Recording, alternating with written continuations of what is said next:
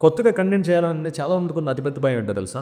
నేను చేద్దాం అనుకుంటున్న వీడియోలో ఒక పెద్ద ఇన్‌ఫ్లుయెన్సర్ చేస్తున్నాడు. ఆయనకి 30,00,000 మంది సబ్‌స్క్రైబర్స్ ఉన్నారు. నేను ఇంట్లో ఒక మూలన కూర్చొని వీడియోలు చేస్తే నా వీడియోలు ఎవరు చూస్తారు? అందరూ పెద్ద ఇన్‌ఫ్లుయెన్సర్ వీడియోలు చూస్తారు. ఇలా అనుకుంటారు. చాలా పెద్ద తప్పు చేస్తున్నారు.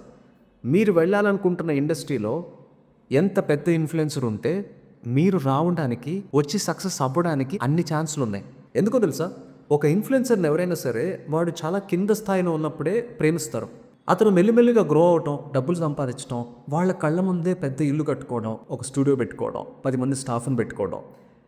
ఇక్కడి వరకు ఎప్పుడైతే వస్తాడో ఈ పాయింట్‌కి రీచ్ అయిన తర్వాత జనాలు కొత్త వాడి కోసం చూస్తారు. ఒక కొత్త అండర్ డాగ్ కావాలి వాళ్ళకి.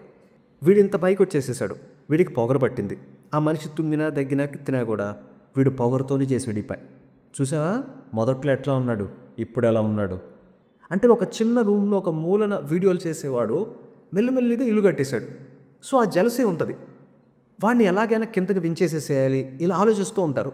ఒక్క తప్పైనా సరే వాడు చేస్తే బాగుండు, వాడిని పిచ్చిబూతులు తిట్టేసేసి, వాడిని బద్నాం చేసేసి ఇంకొకరిని పైకి లేపుదాము.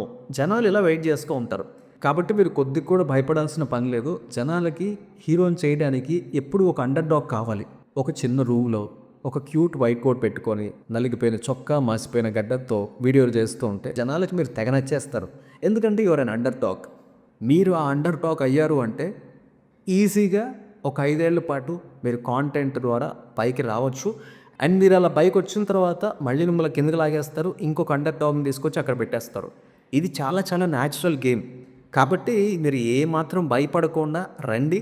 ఒక 5 ఏళ్ళు లేకపోతే 10 ఏళ్ళు కాంటెంట్లో మీరు ఉండండి. చక్కగా స్థిరపడండి. జనాలు మిమ్మల్ని బాగా సపోర్ట్ చేస్తారు. 5 ఏళ్ళ వరకు మాత్రమే.